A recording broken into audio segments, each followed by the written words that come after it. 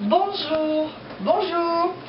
Nous sommes ici en Corrèze, dans notre maison familiale, et nous allons aujourd'hui vous présenter la recette de la cajasse de Mamie Noélie. Alors pour ça, il vous faut de la farine, du lait, des œufs, du sucre, du sel et la poêle, une vieille poêle. Alors pour les quantités, environ 300 g de farine, 5 œufs du Lot-et-Garonne, du lait, 3/4 de litre de lait, une bonne pincée de sel, 3 cuillères à soupe de sucre en poudre. Alors, voici comment on va procéder. Maryse, il faut casser les œufs. Alors je vais casser les œufs. On y va, on le fait ensemble.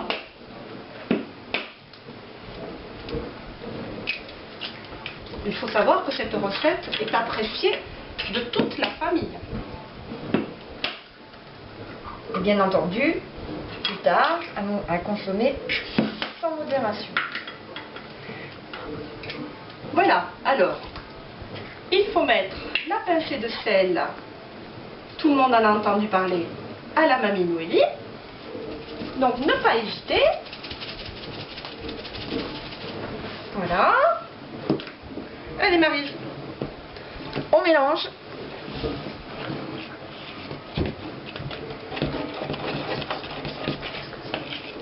La cajasse, c'est une grosse crêpe brouillée, cuite à la vieille poêle de la maison, avec un peu d'huile, beaucoup d'huile.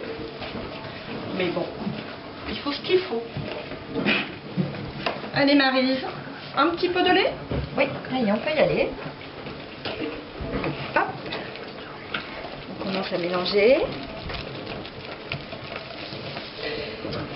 Il faut préparer la pâte 2-3 heures à l'avance. On peut rajouter un peu de lait, c'est bon. Bien sûr, Maryse. De rien, ma chère Nathalie, de rien.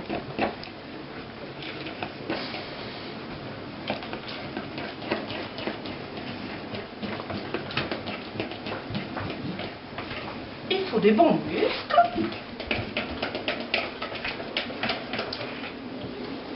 Un peu de sucre. Alors les 2-3 cuillères, comme d'habitude, à vue d'œil. Quantité de Mamie Noélie. Quantité de Mamie Noélie. Quantité de grand-mère en fait.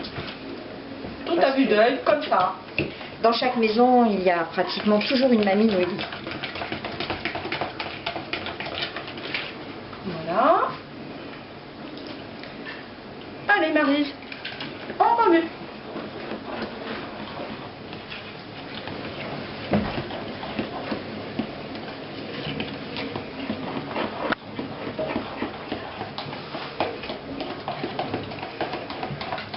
On va mettre un tout petit peu plus de lait qu'on rajoutera au dernier moment si besoin. En fait, c'est une pâte à crêpes un peu plus liquide. Oui, bon, parce que là, finalement, je pense que je vais mettre presque le litre. Ce qui fera pour la quantité d'à peu près 4 cajasses.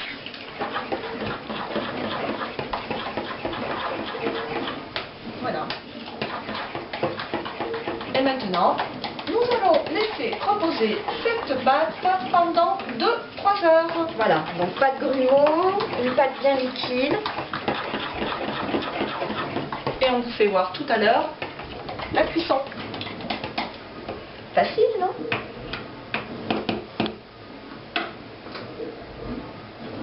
Coupez! Alors maintenant, nous passons, ma chère Maryse, à l'étape cuisson. Tout à l'heure, on vous parlait de la vieille poêle. Là, on a une très vieille poêle. Très vieille. Voilà. Un peu cabossée, mais bon, ça va. Alors, à votre domicile, vous pouvez faire avec une vieille poêle aussi. Et ça peut aussi se faire sur de l'induction, sachant que votre vieille poêle, comme on va remuer avec la fourchette, vous ne comptez plus sur elle, sauf pour faire les cajasses. Voilà, donc là, à feu moyen, on va mettre l'huile. Alors, C'est ce que je vous ai un dit. petit peu. Un petit peu. Un petit peu à la mamie Noélie alors. Alors, un petit peu qui va partout. Hop, et là, il faut faire bien chauffer l'huile.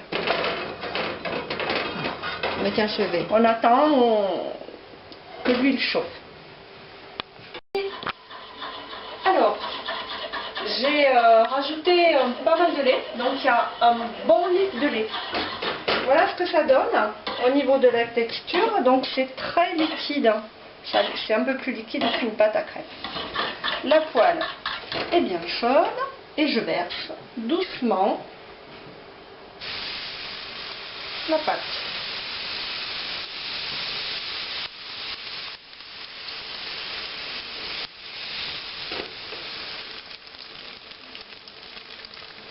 Voilà, donc un bon centimètre d'épaisseur. Et là, donc le secret de mamie, c'était de remuer à la fourchette. Dès le début de la cuisson. Voilà. Voilà. Alors on va vous faire voir en plusieurs étapes. Hein. Ça fait comme une omelette brouillée.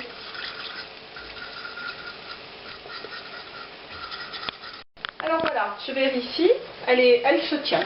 Elle se tient bien, ça fait, allez, on va dire 2 minutes qu'elle cuit. Et maintenant je vais la faire sauter, je vais la faire tourner. J'espère que je vais réussir hein, pour le film. Voilà. Attention. C'est toute une technique. Bravo. Ah, écoutez Nathalie, c'est parfait. N'est-ce pas ma chère Maryse? Donc on attaque la deuxième cuisson. Et là c'est 1 minute. 1 minute et demie parce qu'il ne faut pas que ce soit trop cuit pour qu'il y ait le crémeux à l'intérieur. On allume le four à feu doux, on le maintient au chaud et on peut le déguster à la fin du repas ou on peut déguster comme ça.